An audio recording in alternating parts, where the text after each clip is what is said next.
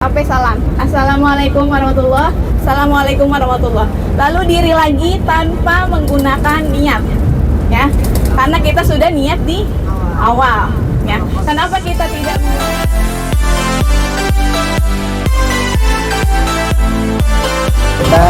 Kita saksikan barusan, ya, diulang-ulang saja masih lupa. Nah, untuk semua guru atau dimanapun berada, jangan menganggap anak sudah pinter, jangan menganggap ini adalah mudah. Oleh sebab itu, maka pembelajaran harus diulang-ulang. Seperti tadi, guru agama membacakan salat, niat salat untuk jamaah, dan setelah itu diulang kembali. Nah, mungkin karena sebentar lagi kita akan menuju tempat peristirahatan. Bukan peristirahatan terakhir, Pak, bukan. Kita sejenak aja. Nah, nanti kan mau diadakan sholat. Nah, karena kita waktunya terbatas, ya kita ingin melanjutkan perjalanan, maka kita boleh menjamak. Apa itu jamak? Jamak itu artinya menggabungkan. Jadi kita menggabungkan sholat zuhur dengan sholat asar. Tetapi perlu kita ingat, sholat maghrib dan sholat isya itu tidak bisa dijamak karena waktunya panjang sholat isyanya. Tapi kalau zuhur ke asar itu bisa dijamak. Nah, jamak ini dibagi menjadi dua, ada jamak qashar sama jamak takdim, ya. Kalau jamak takdim itu sholat zuhurnya dan asarnya dikerjakan di awal di sholat zuhur. Tapi kalau jamak takhir itu dikerjakannya sholat zuhurnya di waktu asar. Nah, gimana niatnya? Ada yang tahu? Niatnya usolli fardhu zuhri, usolli usolli jamak takdim, ya, zuhur wal asri fardhu lillahi ta'ala. Nah, kalau semisal nanti di akhir, berarti kan kita di awal, ya. Berarti diingat usolli jamak takdim, zuhur wal asri fardhu lillahi ta'ala. Itu niatnya. Nanti diingat ketika sholat, jangan sampai lupa. Nah, gimana sholatnya? Diikuti sama-sama. Ya, diulang ya. Ayo, sama kita bersama-sama, suaranya dikeluarkan. Usolli jamak takdim, zuhur wal asri fardhu lillahi ta'ala. Udah apa? Insyaallah. Coba satu orang. Ada yang maju? Jangan, Pak, beda lagi, Pak. Wah, yang laki-laki.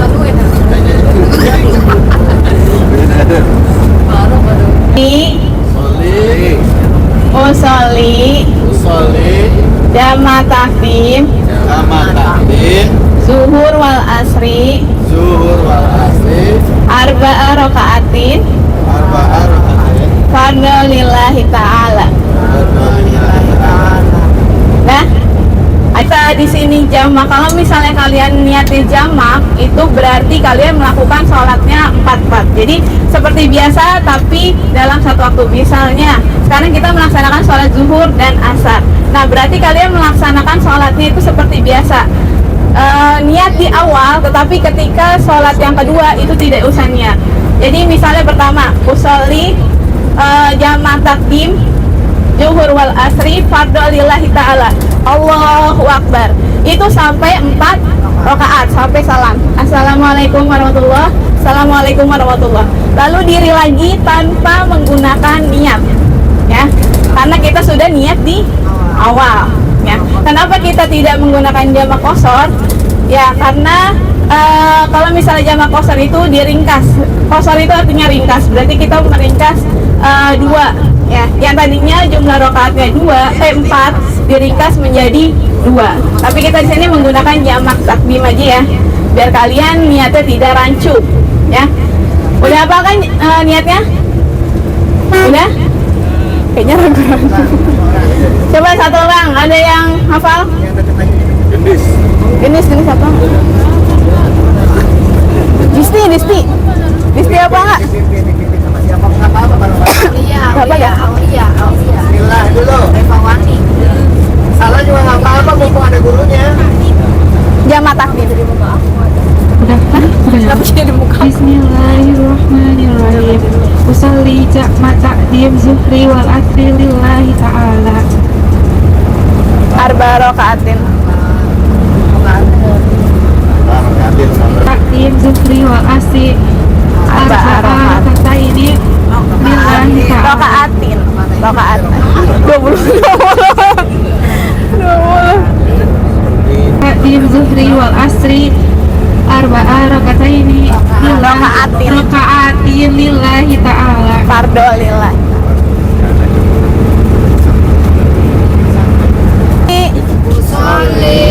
Jamaah takdim zuhri wal asri arba'a takbiratin fardo arba'a rakaatin fardo lillahi ta'ala. Ulang. Coba ulang lagi. Saya pusing nih. Usolli jamaah takdim zuhri wal asri arba'a rakaati fardu lillahi ta'ala.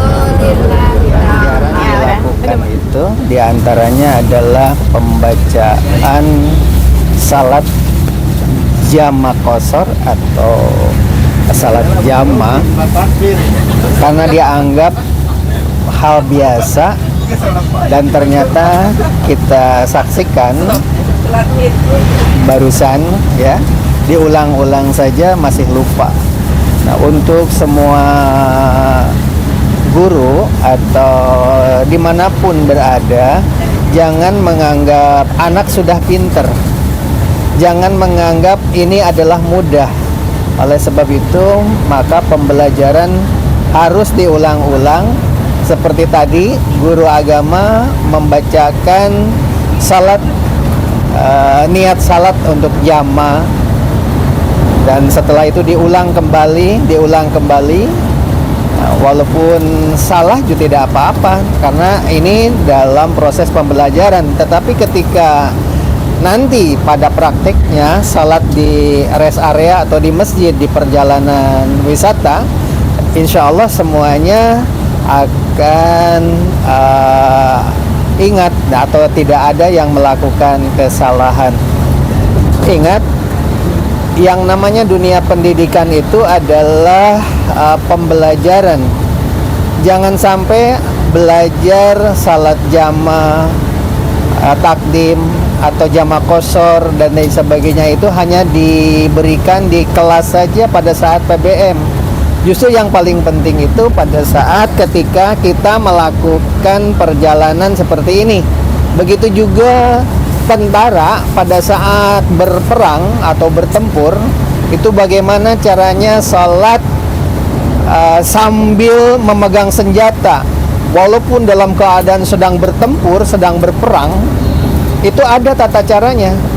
Kalau itu tidak dilatihkan pada saat di medan pertempuran, mereka akan bingung.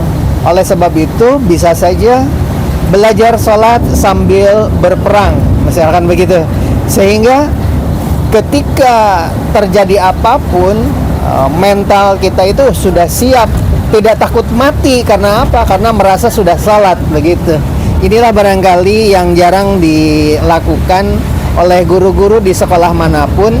Ketika salat jamaah atau salat apapun cukup memberikan pengumuman saja. Padahal seharusnya yang namanya sekolah itu mengajari ya, walaupun mereka itu sudah bisa, ya tidak apa-apa, diberi pembelajaran saja. Demikian barangkali, mudah-mudahan ini bermanfaat, bukan untuk di bis ini saja, tetapi untuk semua penonton yang ada di YouTube, channel YouTube ini. Mudah-mudahan dari Sabang sampai Merauke atau di manapun juga, proses seperti ini menjadi tauladan agar guru-guru jangan menganggap anaknya pintar. Yakin gurunya saja itu banyak yang tidak hafal itu ya. Padahal kalau niat itu di dalam hati saja pakai bahasa Indonesia juga nggak apa-apa. Tetapi paling tidak pernah mengajari gitu. Kalau ternyata guru-gurunya saja tidak tahu, misalkan begitu, apalagi siswanya, yang dosa pemimpinnya. Demikian. Wassalamualaikum warahmatullahi wabarakatuh.